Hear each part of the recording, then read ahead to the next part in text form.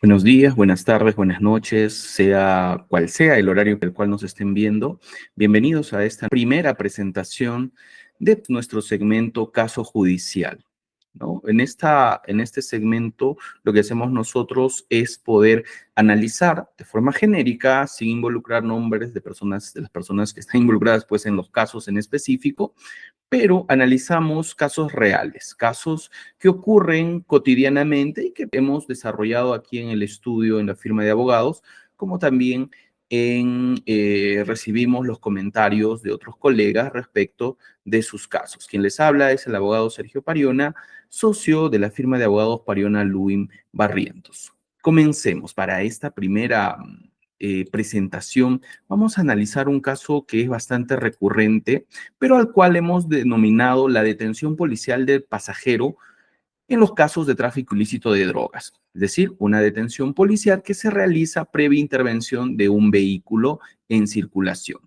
Veamos, como ustedes conocen, y si no son abogados, vecinos, ciudadanos, ustedes que lo saben hasta por sentido común, la Policía Nacional del Perú tiene una misión especial de investigar los delitos, también de prevenirlos, ¿no? Es por eso que la policía tiene la facultad de poder realizar ciertas limitaciones o restricciones a nuestros derechos, llámese, por ejemplo, la inviolabilidad de nuestro domicilio. Los efectivos policiales en situaciones que establece la Constitución podrían ingresar a nuestro domicilio sin nuestra autorización y sin contar un mandato judicial.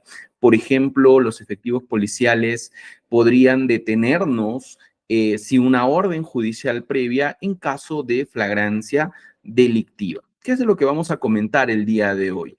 Bien, resulta que para el año 2020, una dependencia policial en Andahuaylas había recibido la información confidencial de sus fuentes de inteligencia de que con un vehículo, con una camioneta color rojo, pues estaba siendo transportada una cantidad superior a 15 kilogramos de clorhidrato de cocaína, es decir, de droga, ¿no? La información que habían recibido estos efectivos policiales de Andahuaylas era que en esta camioneta habrían dos ocupantes.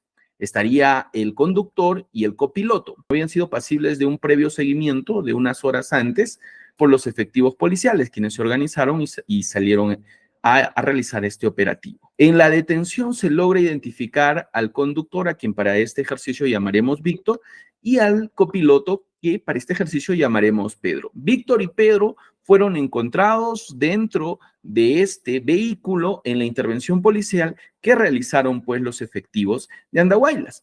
Es así que realizada la búsqueda de la información, para corroborar la información brindada por inteligencia policial, determinaron los efectivos policiales que sí se había encontrado, en efecto, una cantidad superior a 15 kilogramos de clorhidrato de cocaína, pero previamente y cautelosamente y cuidadosamente camuflada dentro de los mecanismos de este vehículo. Es decir, no estaba a la vista simple o a la vista de cualquier persona. Estaban camuflados como usualmente ocurre en la realidad. Bien, pero lo que no esperaban los efectivos policiales era encontrar a un tercer ocupante. La información que habían recibido estos efectivos policiales intervinientes es que habían solamente dos, no había un tercer ocupante, pero cuando realizaron la intervención policial, pues encontraron a un tercero de nombre Luis, quien dijo en la intervención policial, ante su intervención, que solamente se trataba de un pasajero. Y tanto Víctor y Pedro dijeron que Luis, en la intervención policial, estos dijeron que Luis solamente era un pasajero. Ellos, Víctor y Pedro, el conductor y el copiloto, reconocieron su participación en el delito que estaban cometiendo, pero en el caso de Luis no.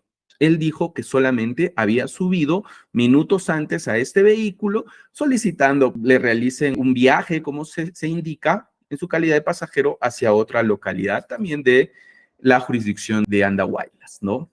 No obstante, los efectivos policiales realizaron la detención, además, bien detenidos Víctor y Pedro, quienes reconocieron y a quienes pues se les hizo el seguimiento, reconocieron el delito, pero los efectivos policiales también detuvieron a Luis que solamente era pasajero y que iba en el asiento posterior de la cabina de esta camioneta en la que se transportaba esta mercadería ilícita. Y dijeron los efectivos policiales que en el caso de Luis, Luis también habría sido detenido porque se habría presentado respecto de él una situación de flagrancia delictiva. Entonces, Luis fue privado en ese momento de su libertad personal, de su libertad deambulatoria y fue objeto, pues, de una detención policial.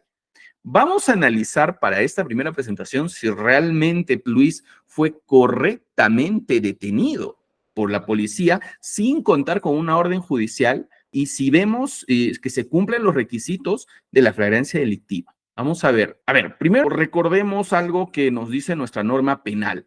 Nuestro código penal regula en un 90%, pues, de las conductas que para nuestro Estado, para nuestra sociedad, son consideradas como delitos. Es decir, son consideradas conductas de personas, de seres humanos, que afectan o que ponen en riesgo o en peligro bienes jurídicos que la sociedad considere importantes. Pueden ser derechos fundamentales, por ejemplo, tenemos la vida, pueden ser, pues, instituciones como la administración pública, por eso conocemos a delitos de corrupción de funcionarios, ¿no? Como el peculado, el cohecho.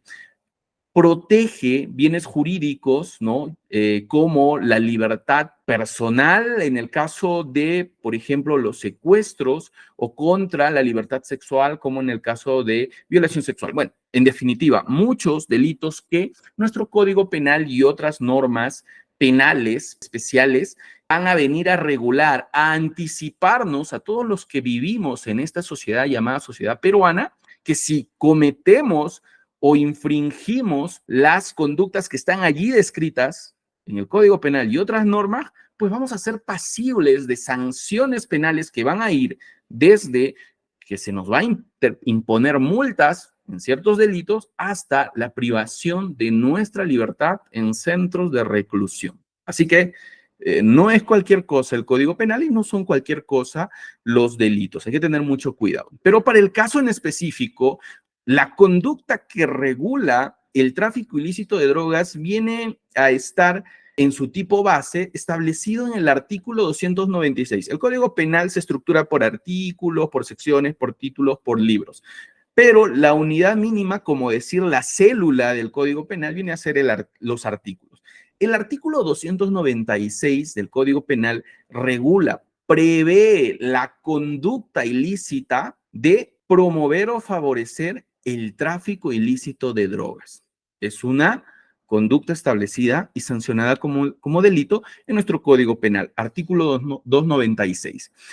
Y la descripción que realiza de esta conducta del Código Penal es la siguiente, y dice, el que promueve, favorece o facilita conductas, promover, favorecer o facilitar, son verbos, el consumo ilegal de drogas tóxicas, estupefacientes o sustancias psicotrópicas, en general drogas ilícitas, mediante actos de fabricación o tráfico. Ese es el comportamiento tipo que establece nuestra norma penal para sancionar este delito que tiene que ver con el tráfico ilícito de drogas. Promover, favorecer o facilitar el consumo de las drogas mediante actos de fabricación o de tráfico. Y tienen unas penas bastante importantes, bastante graves, ¿no? Como vienen a ser para este primer párrafo, penas que van de entre 8 años a 15 años y otras penas accesorias, 8 a 15 años en la cárcel recluido, ¿no? Además también, pero el Código Penal establece que no solamente vamos a sancionar la promoción, favorecimiento o facilitación mediante actos de tráfico o fabricación, sino también que van a haber situaciones que si concurren, además, en el delito que una persona puede estar cometiendo, va a merecer una sanción o va a merecer sanciones superiores de entre 15 a 25 años. Son muchos los años que, pues, una persona que se dedica al tráfico ilícito de drogas puede sufrir su privación de la libertad ambulatoria recluido en un centro penitenciario, ¿no? En los penales. Entonces, para el caso en específico que estamos viendo de Luis el pasajero que ha sido detenido por la autoridad policial en supuesta flagrancia delictiva, vamos a aplicar las siguientes. ¿Cuáles son estas dos circunstancias que podrían agravar que ya no reciba una pena de entre 8 a 15, sino de 15 a 25? Pues que haya participado, como dice el numeral 6, por 3 o más personas. Es decir, este tráfico ilícito de drogas se haya cometido por 3 o más personas, como hemos visto, ¿no? Pedro, está también Víctor y Luis, ¿no? Los tres. Y en el numeral 7 se establece otra circunstancia, que la droga a comercializarse o comercializada exceda la cantidad de 10 kilogramos de clorhidrato de cocaína. Lo que habíamos indicado era que se había incautado en la intervención policial una cantidad superior a 15 kilogramos de clorhidrato de cocaína. Entonces, perfectamente puede calzar estas dos agravantes en el hecho que, bien, si bien aquí mantenemos las reservas de las personas que están involucradas, pero que son hechos reales y que ocurren, pues, frecuentemente en la cotidianidad judicial.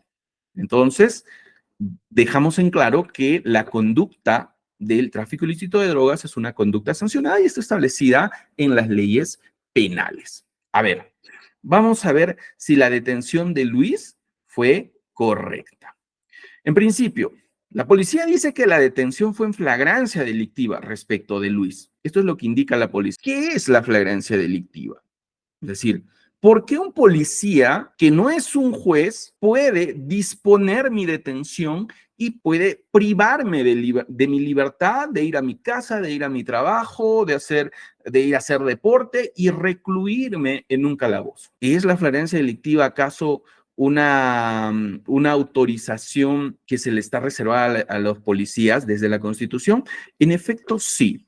La Constitución Política del Perú de 1993 establece en su artículo 2, en el numeral 24 y en el literal F, el derecho a la libertad y el derecho a no ser detenido sin un mandamiento escrito y motivado de un juez o por las autoridades policiales en flagrante delito. Es decir, un policía puede detenerme, sí, pero en principio la Constitución dice, primero, toda persona tiene derecho a su libertad personal dentro de esta ambulatoria de poder desplazarse. En consecuencia, como tiene derecho a su libertad personal, dice la Constitución, nadie puede ser detenido sino por mandamiento escrito y motivado de un juez. Esta es la primera exigencia, el primer presupuesto para privar a una persona de su derecho fundamental a la libertad, porque recordemos que ningún derecho fundamental es absoluto, puede ser limitado, puede ser restringido, pero si no hay mandamiento judicial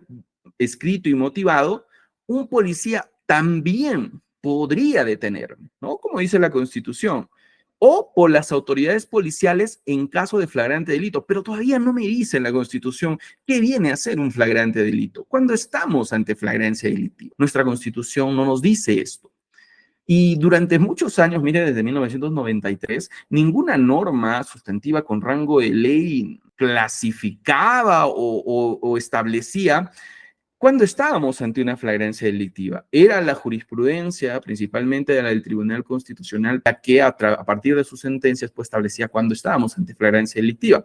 No obstante, esto cambia en el año 2004, cuando entra pues en vigencia en ciertos distritos judiciales el Código Procesal Penal o denominado Nuevo Código Procesal Penal del año 2004.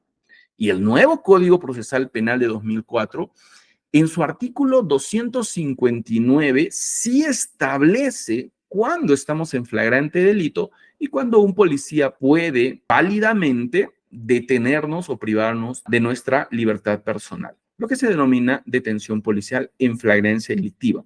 Y dice el Código Procesal Penal que existen 4 supuestos. El primer supuesto y el segundo supuesto, que los vemos en el numeral 1 y 2 del artículo 259 del Código Procesal Penal, es la denominada flagrancia estricta.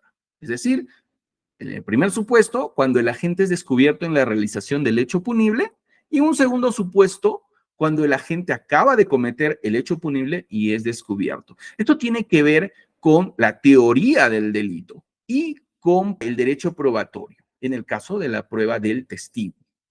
Miren lo que dice el Código Procesal Penal, el agente es descubierto en la realización del hecho punible, es decir, en la etapa del iter criminis de la ejecución del delito, en la realización, cuando el delincuente está robando, está hurtando o está realizando un acto detestable como una violación sexual y es descubierto en este momento.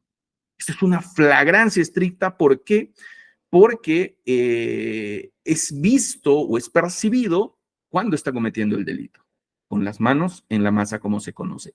La flagrancia, pues, etimológicamente viene de flagrar, es decir, de algo que está ardiendo, de flagrar. Entonces, el agente es descubierto en la comisión, en el momento en que ejecuta el delito. Esto es, en el iter criminis, en la etapa de ejecución, cuando está realizando el verbo rector del ilícito, que establece cada artículo del Código Penal o de las normas especializadas. Un segundo supuesto, también considerada como flagrancia estricta, es cuando el agente se denomina a la persona, pues, que está cometiendo un delito, ¿ok? Una conducta sancionada con una pena. Entonces, el agente acaba de cometer el delito y es descubierto. Es decir, el agente en la etapa de el iter criminis, de la consumación, ya consumó el delito y en ese momento es descubierto, es visto, es percibido, es oído por el efectivo policial. En estas dos situaciones hay flagrancia estricta, pero también existen otras dos situaciones o dos presupuestos que configuran flagrancia delictiva para el legislador. Y dicen, en el tercer supuesto, el agente ha huido y ha sido identificado durante o inmediatamente después de la perpetración del hecho punible.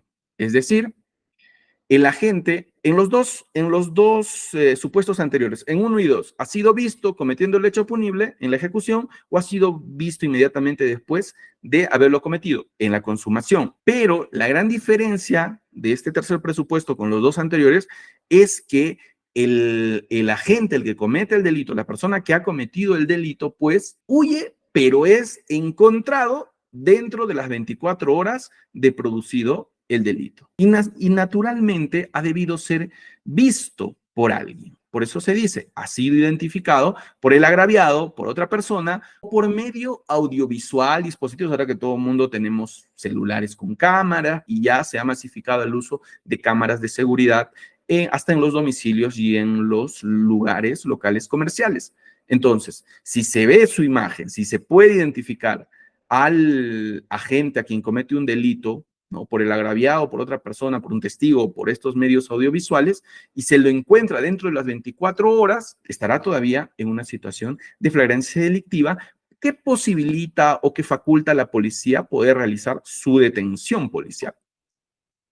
Un cuarto presupuesto lo tenemos en el literal 4 del artículo 259, que precisa, ¿no? El agente, el que comete delito, es encontrado dentro de las 24 horas después de la perpetración del delito con efectos, instrumentos procedentes de aquel o que hubieran sido empleados para cometerlo o con señales en sí mismo en su vestido o en su vestido que indiquen su probable autoría o participación en el hecho delictuoso.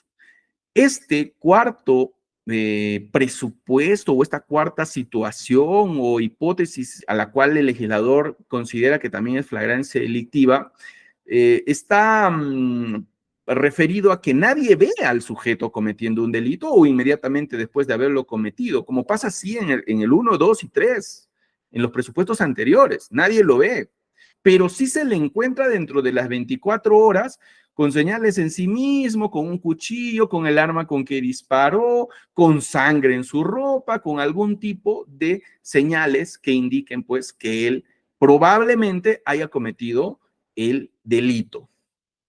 Es por eso, miren ustedes, y yo sé que se han dado cuenta, es por eso que la jurisprudencia sobre todo de la Corte Suprema, califica que este cuarto presupuesto realmente es un presupuesto inconstitucional, es una hipótesis que no responde a los valores de la Constitución respecto a la institución de la flagrancia delictiva. La flagrancia delictiva es una institución constitucional que autoriza a detener, a privar de la libertad a una persona y se configura cuando alguien descubre el delito flagrando, es decir, ve al sujeto cometiendo el delito. Y no como dice este cuarto presupuesto, ¿no? Nadie lo ha visto, pero es encontrado de entre las 24 horas con estas señales que indican su probable autoría.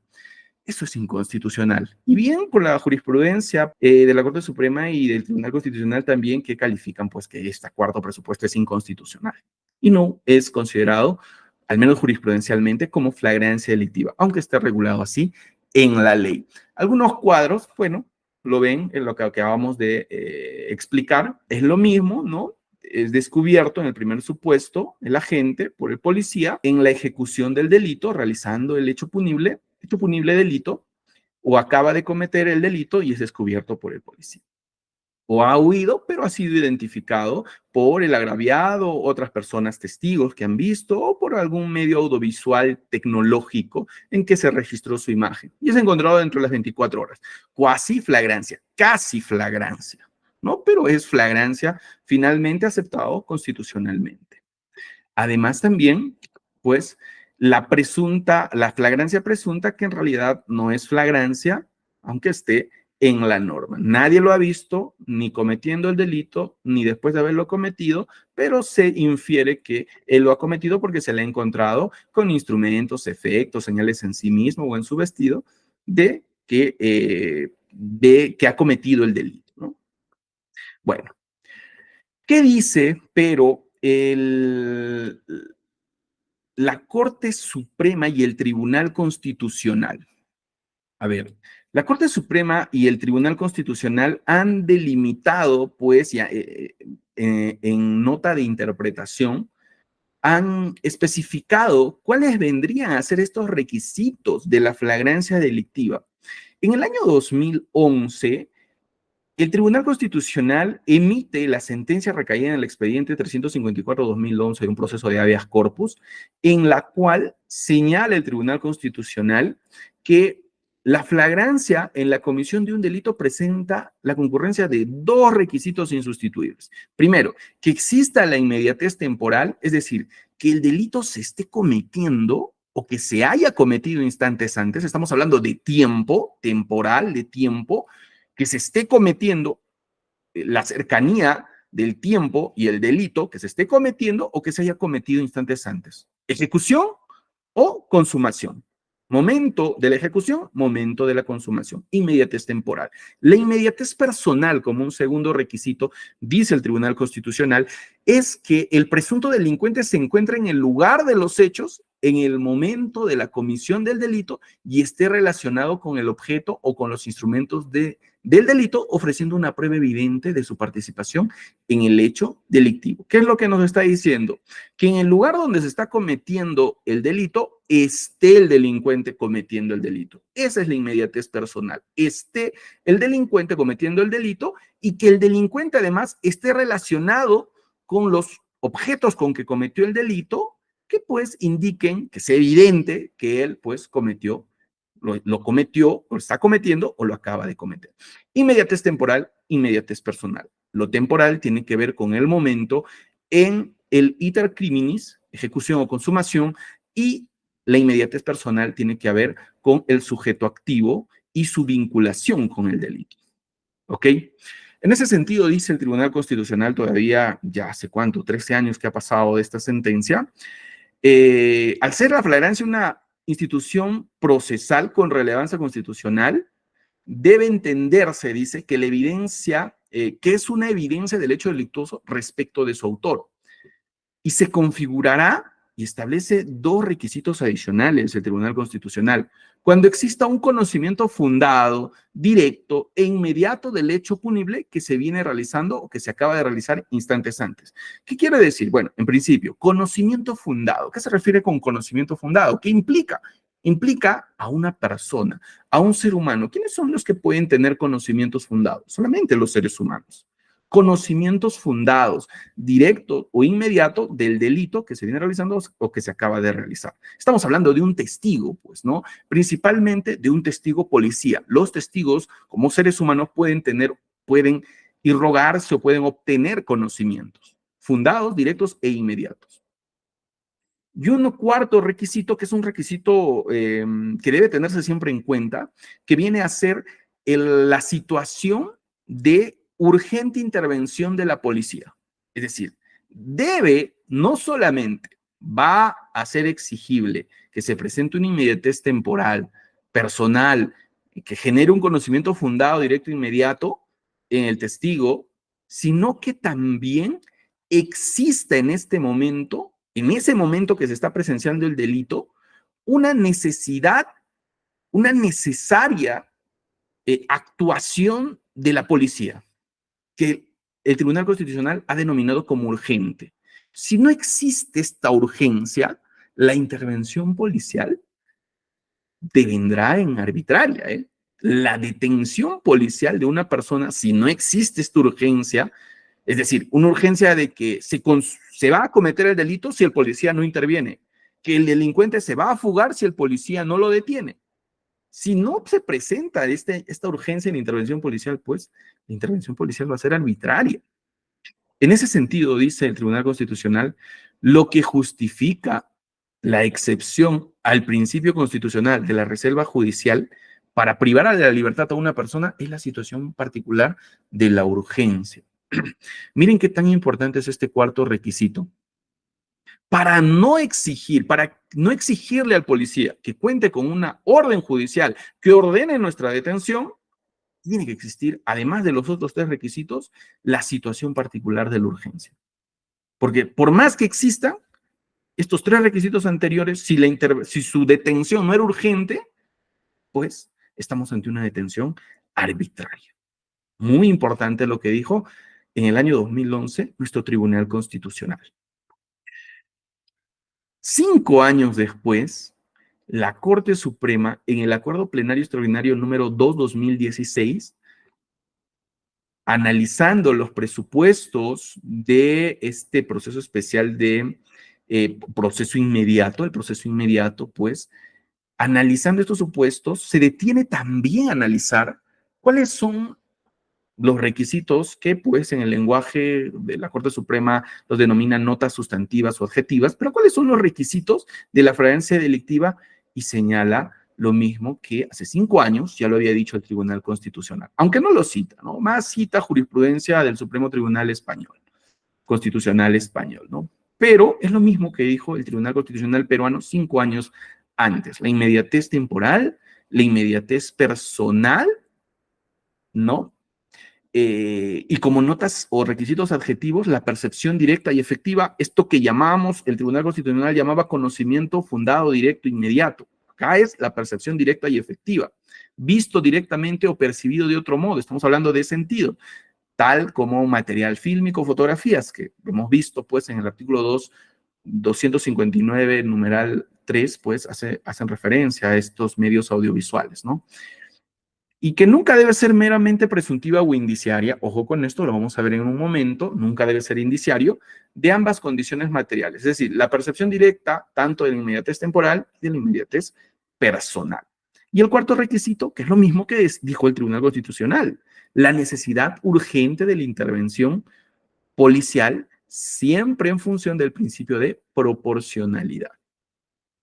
Porque las intervenciones desmedidas, que no sean urgentes, que no sean necesarias, pues van a lesionar desproporcionadamente los derechos fundamentales de las personas. En este caso, la flagrancia delictiva de una detención policial, estaríamos hablando de una detención arbitraria.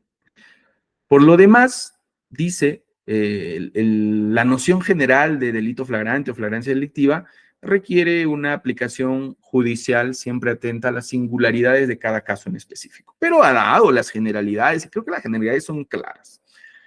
Bien, entonces, como lo hemos señalado, la flagrancia delictiva tiene que ver la percepción directa y efectiva, este primer requisito, esta nota adjetiva que dice la Corte Suprema en el Acuerdo Plenario Extraordinario 2/2016, tiene que ver con el testigo, tiene que ver con la fuente de prueba personal. El testigo, en términos generales, pues, como saben ustedes, es una persona de quien que se supone que sabe algo relevante sobre los hechos y a quien se interroga bajo juramento con el fin de saber lo que conoce sobre tales hechos. ¿Por qué? Porque los ha percibido con sus sentidos, con su visión, con su vista, con sus oídos, con su olfato, con su tacto, con el gusto, pero principalmente con la vista y con el oído.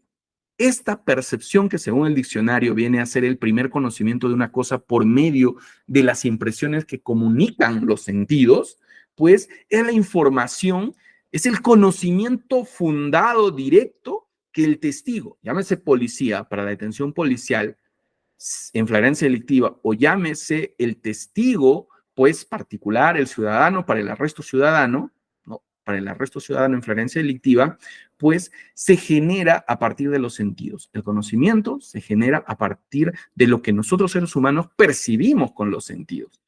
Y es según esta percepción, pues, que el testigo va a ir a dar esa información, ese conocimiento y plasmarlo en algún tipo de documento. En el caso de los efectivos policiales, los plasmarán en las actas de intervención policial, donde detallarán qué es lo que vieron, qué percibieron, qué escucharon, cuando realizaron la intervención o la detención de las personas y que ellos consideraron que fue una detención y una intervención en flagrancia delictiva.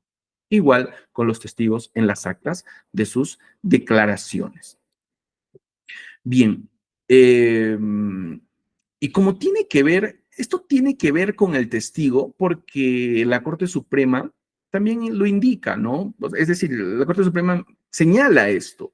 El delito flagrante, en su concepción constitucionalmente clásica, se configura por la evidencia sensorial del hecho delictivo, de los sentidos, evidencia sensorial del delito, de los sentidos que pues perciben, por el cual las personas percibimos el delito. Lo mismo indica el Tribunal Constitucional, indicó en la sentencia que hemos visto, ¿no? Hace un momento.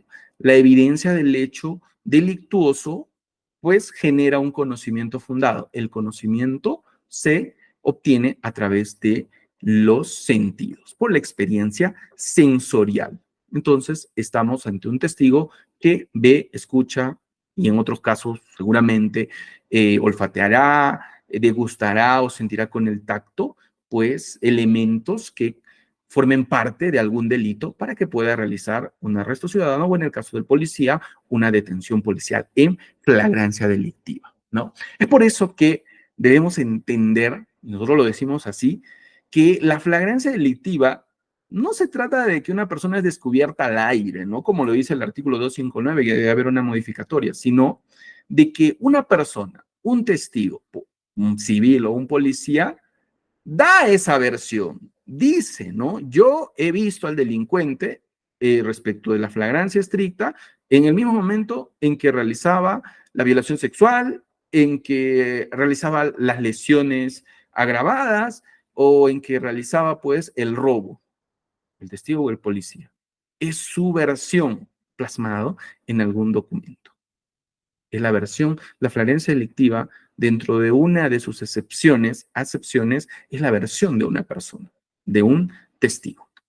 En el caso de la detención policial, tiene que ser la versión del policía. Y por supuesto, como es una versión, como es un testimonio, debe aplicarse y puede aplicarse perfectamente los criterios de credibilidad establecidos en el Acuerdo Plenario 2-2005. Incredibilidad subjetiva, persistencia en incriminación, pues corroboración periférica mínima. ¿Ok? Entonces, estamos ante un policía que para la detención policial en flagrancia delictiva accede a la información a través de sus sentidos y con esto se genera un conocimiento fundado para que sea válido. En el caso del delito de promoción o favorecimiento al tráfico ilícito de drogas, lo que debe ver un policía es que la persona sospechosa, ¿no? O a la persona a la que va a detener policialmente, está promoviendo, favoreciendo, facilitando el consumo ilegal de drogas tóxicas, pero mediante actos de fabricación o mediante actos de tráfico. ¿Qué es lo objetivo? Lo que se puede ver son los actos de fabricación o los actos de tráfico. Esto es lo que debe ver un efectivo policial para proceder a detener a una persona justificadamente desde la Constitución. Actos de fabricación o actos de tráfico. ¿Por qué? Porque la flagrancia delictiva, este conocimiento fundado y directo, se ve. Por eso, etimológicamente, flagrar, arder en el momento de los hechos, eso se ve. No se demuestra, dice la Corte Suprema en este Acuerdo Plenario Extraordinario 2-2016. Y la flagrancia delictiva está vinculada a la prueba directa, por supuesto, porque si el testigo policía ve que se está cometiendo un delito, es un testigo directo, no está infiriendo, no está deduciendo, está viendo directamente los elementos objetivos de la comisión de un delito o que ya se acaba de cometer. Por eso dice la Corte Suprema, citando al Supremo Tribunal Español, que la flagrancia delictiva no está vinculada a la prueba indirecta, a la prueba circunstancial o a la prueba indiciaria, porque si fuese necesario elaborar un proceso de deducción más o menos complejo para establecer la realidad de que se cometió un delito y de que el sospechoso participó en este delito, pues no puede considerarse como flagrancia. Si vamos a tener que realizar deducciones aplicando pues estos principios lógicos, ¿no? O máximas de la experiencia en todo caso, ya no estamos ante flagrancia delictiva, estamos ante prueba indiciaria. Entonces, concluye la Corte Suprema que la inmediatez del hecho, la percepción directa y sensorial del delito excluyen de por sí la sospecha, conjetura, intuición o deducciones basadas en ello, citando al Supremo Tribunal Español. Y es correcto, la flagrancia se ve, no se demuestra, y la flagrancia es lo contrario a la prueba indiciaria. No podemos realizar inferencias complejas o más o menos complejas, ¿no? Entonces, en el caso de la detención de Luis, del pasajero Luis, el efectivo policial o los policías de Andahuaylas lo que debieron hacer es verificar que Luis, por su percepción directa y efectiva, ¿no? de que estuvo cometiendo un acto de fabricación. Luis estaba cometiendo un acto de fabricación, estaba elaborando, realizando procesos de tráfico ilícito de drogas. No. Y actos de tráfico, es decir, estaba realizando el transporte de droga. A Luis se le encontró realizando el transporte de droga o se le encontró siendo pasajero en un vehículo.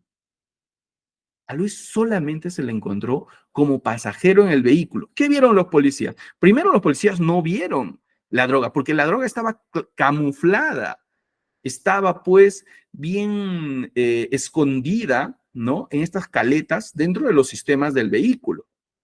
Los efectivos policiales nunca pudieron ver esto. Y la discusión de si fue correcto o no la detención de los otros, del piloto, del copiloto, también es cuestionable, pero no lo vamos a analizar aquí. Pero respecto de Luis, los efectivos policiales ni siquiera, pues, recibieron la información, percibieron de parte de Víctor o de Pedro que Luis estuviese participando. Ellos sí, ¿no? Víctor, el piloto, el copiloto reconocieron, sí, nosotros sí estamos en esta actividad, estamos cometiendo este delito. Pero dijeron, Luis no. Luis dijo, yo soy pasajero. Y los policías dijeron, perdón, el copiloto y el piloto dijeron, él es pasajero, solamente se subió hace unos minutos atrás, en esta carretera. Entonces, los efectivos policiales no percibieron, no vieron, no escucharon, no olfatearon, en todo caso, en Luis ningún acto de tráfico, ningún acto de fabricación que permita concluir que él, pues, estuvo favoreciendo, facilitando el consumo ilegal de drogas. Lo único que los efectivos policiales vieron en esta detención y seguramente en las detenciones que ustedes, colegas, también estarán participando en sus juicios y tendrán en, pues, los casos que defienden, solamente vieron la presencia de Luis en el lugar de los hechos. Es cierto, su afirmación de que Luis estaba en el lugar de los hechos es correcta, es cierta, tiene pruebas, pero eso solamente es un hecho indiciario o un indicio. Y como hemos visto, como acabamos de ver, la sola presencia en el lugar de los hechos no puede, al ser solamente un indicio, es lo contrario a la flagrancia delictiva. Lo dijo el Tribunal Constitucional, lo dijo la Corte Suprema de nuestro país en el Acuerdo Plenario Extraordinario 2-2016 y en otras sentencias, recuerdo el caso de Sullana y otro caso de Lima Norte. La prueba indiciaria es lo contrario a la flagrancia delictiva. Por tanto, la detención de Luis es una detención arbitraria. Miren lo que dijo en el año 2000, cuando no existía aún el artículo 259 del Código Procesal Penal que regula o establece los presupuestos en la flagrancia delictiva. Pero ¿qué decía el Tribunal Constitucional en ese entonces? Expediente 1324-2000, un proceso de habeas corpus. El Tribunal Constitucional dijo lo siguiente: respecto del tema de la flagrancia, resulta incorrecta, pues tal noción, si bien se aplica a la comisión de un delito objetivamente descubierto por la autoridad o al momento inmediatamente posterior de su realización, en que se detecta al autor material pretendiendo huir del lugar de los hechos, tal hipótesis, dijo el Tribunal Constitucional, no puede ser reforzada hasta el extremo de pretender que la simple cercanía al lugar donde acontece un delito es por sí misma elemento objetivo que configura dicha situación de flagrancia. O sea, la simple cercanía al lugar donde se acontece un delito no es un elemento que configure la flagrancia. Y miren este razonamiento, esta crítica que hace el Tribunal Constitucional de entonces, indicando: pues con este criterio, esta forma de pensar que porque una persona está en un lugar donde se comete un delito ya está en flagrancia delictiva, pues todas las personas, incluyendo las mismas autoridades, distintos a los policías, estarían inmersas en flagrancia delictiva por estar en el lugar de los hechos. Eso solo no constituye, el solo estar en un lugar de los hechos donde se comete un delito, no constituye flagrancia delictiva. ¿Por qué? Porque el indicio, nuevamente se reitera, es contrario a la flagrancia delictiva. Es diferente. El indicio de presencia en lugar o presencia en lugar de los hechos no es flagrancia delictiva. En el año 2021, pues, se emite también esta sentencia en el expediente 3830-2017, el propio Tribunal Constitucional, en este proceso de habeas corpus. Este es un caso similar, pero en este caso no se trató de una camioneta, sino de un mototaxi, y no se trató del pasajero, que no tenía nada que ver, perdón, no se trataba del chofer, que no tenía nada que ver con el vehículo, con la droga. En este caso se trató de marihuana. ¿Ya? En este caso que estamos viendo en esta sentencia del Tribunal Constitucional, quien sí estaba vinculado, quien sí estaba realizando el delito de tráfico ilícito de drogas, era el pasajero. Entonces, un mototaxista, pues, que viene a ser aquí el favorecido por quien se interpone el habeas corpus, sube, pues, a un pasajero, ¿no?, que estaba transportando marihuana sin conocer, sin saber, naturalmente, qué es lo que estaba haciendo su pasajero. No obstante, los efectivos policiales los detienen a ambos, señalando que había flagrancia delictiva también respecto del chofer, solamente por estar conduciendo su vehículo. No obstante, el Tribunal Constitucional indicó que al chofer no podría haberse calificado como flagrancia delictiva su intervención, porque a él no se le encontró droga, solamente estaba en su vehículo, pero no se le encontró droga, ni tampoco existió ninguna prueba evidente que revelara su vinculación o participación con el imputado, con el pasajero que sí estaba llevando la marihuana. Y en el fundamento 10 dijo el Tribunal Constitucional en aquel entonces que solamente lo único que se había demostrado es que el favorecido, el conductor, el mototaxista, transportaba su vehículo mototaxi, en su vehículo mototaxi, al imputado que sí, pues, realizaba el tráfico ilícito de drogas. Sin embargo, por el solo hecho de transportar su vehículo, en su vehículo, a este otro que sí, pues, era un traficante de drogas, sin embargo, no se puede concluir que exista flagrancia delictiva en el chofer respecto al delito de tráfico ilícito de drogas.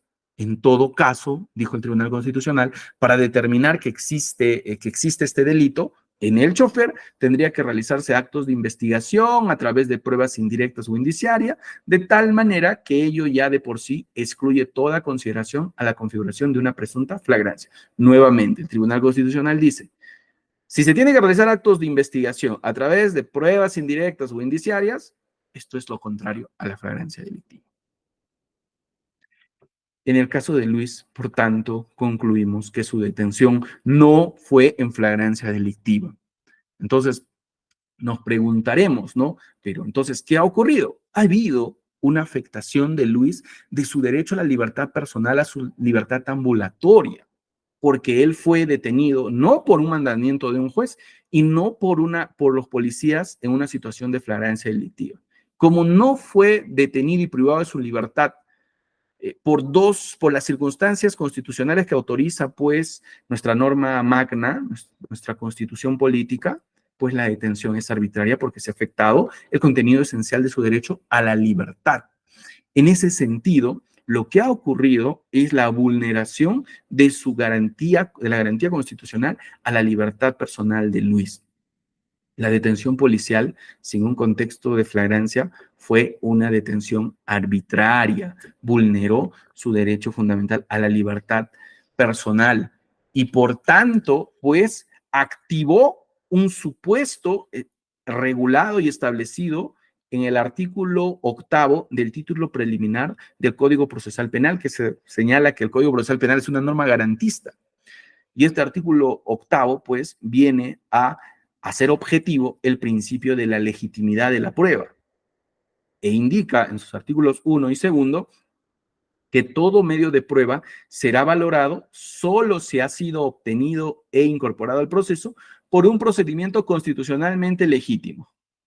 Esta detención policial a Luis ¿es un procedimiento constitucionalmente legítimo? Por supuesto que no.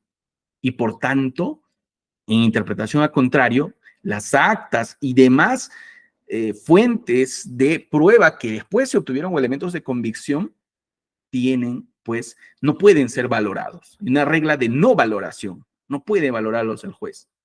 Y es más, en el numeral 2 del artículo 8 del título preliminar, se indicará que por la doctrina del fruto del árbol envenenado, carecerán de efecto legal las pruebas obtenidas, ¿no?, que se obtengan, como el acta de detención, el acta de intervención respecto de Luis, directa o indirectamente, la teoría del fruto del árbol venenoso o el árbol envenenado, y todas las demás que se obtengan a partir de la detención de Luis. Llámese pues la lectura de sus celulares, llámese pues de repente alguna documentación que hayan encontrado, que por ahí sí haya conocido a alguno de sus otros co-investigados, como el piloto o el copiloto, ¿no?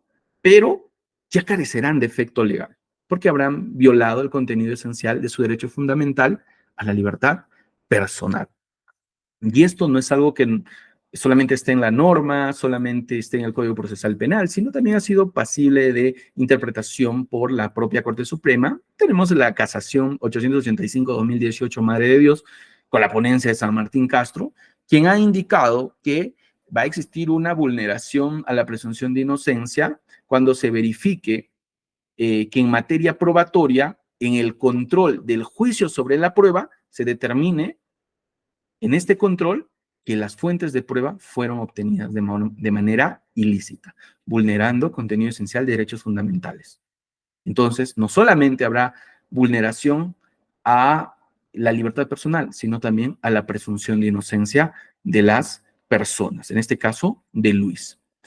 Y si hablamos ya por otro lado, pues, respecto de la suficiencia, aun cuando se mantuviera, ¿no?, el acta de intervención donde se detalla la detención de Luis, si solamente concluido el proceso penal se tiene que Luis, lo único que se ha demostrado, lo único que ha demostrado la acusación, ¿no?, ya en juicio, es que Luis estaba en el lugar en que se cometía el delito de tráfico ilícito de droga por sus coimputados, es decir, si solamente se ha demostrado el denominado indicio de oportunidad delictiva o presencia en el lugar de los hechos, pues este solo dato, esta sola afirmación demostrada será insuficiente para sustentar un juicio de condena.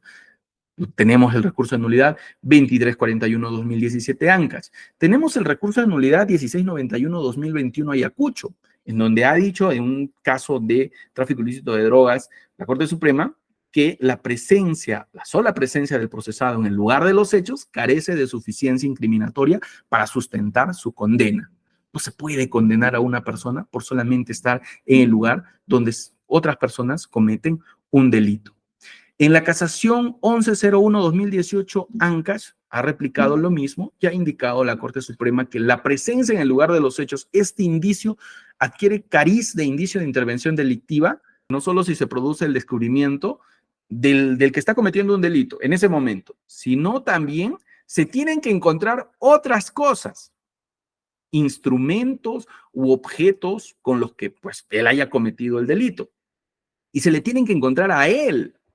Es decir, objetos que le pertenezcan, importantes criterios, ¿no? El policía verifique que ha encontrado, pues, objetos que le pertenecen y que lo vinculan al delito, que lo usa cotidianamente, ¿no? Por decir, si se le ha encontrado la casaca, si a Luis se le encontraba la casaca y en la casaca se le encontraba uno de estos tipo ladrillos donde se, empaqueta la droga para su comercialización, pues eso sí podrías calzar como flagrancia delictiva. O ha sido visto poseyéndolo, ¿no? Por alguien en los seguimientos previos o en las óbices se ha visto, pues, al sospechoso, pues, cargando, ¿no? Esta mercadería ilícita. Pero no ha ocurrido en el caso de Luis esto.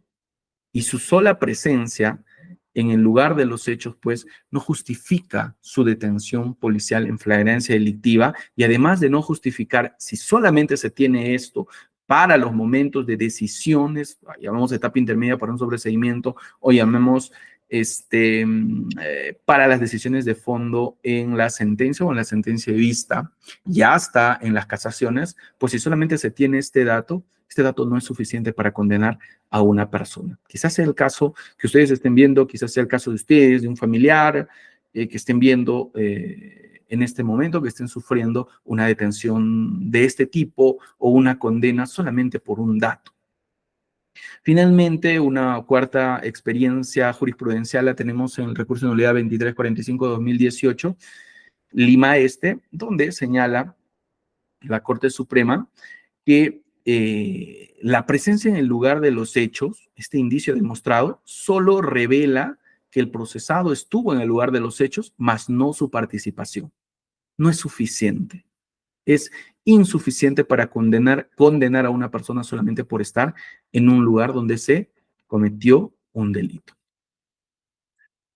Y esto, si ustedes, y les decía, ¿no? Ustedes que están viendo algún proceso penal donde se ha sancionado a una persona por solamente estar en un lugar y haber sido intervenido en un lugar donde se cometió un delito o con un solo indicio, pues si hay una condena, se habría afectado la regla de suficiencia que forma parte, pues, del contenido de la garantía constitucional de presunción de inocencia, porque no es suficiente. Este triple control que exige la jurisprudencia de la Corte Suprema también exige un juicio sobre la suficiencia y se controla, lo que se controla con este juicio de suficiencia es si existe prueba válida de signo incriminatorio o de cargo que pueda razonablemente, es el término, ser calificada como prueba idónea y prueba bastante, prueba suficiente para condenar a una persona por solamente por la comisión de algún delito. Lo ha dicho la experiencia jurisprudencial, la presencia en lugar de los hechos no es suficiente.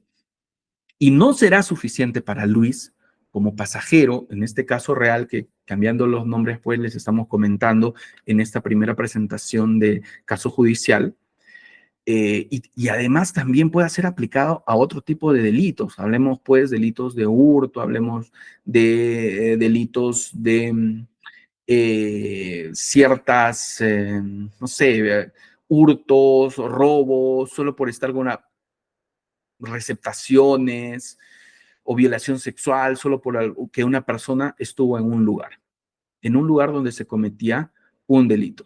Bueno, si no tenía el rol de proteger, ¿no?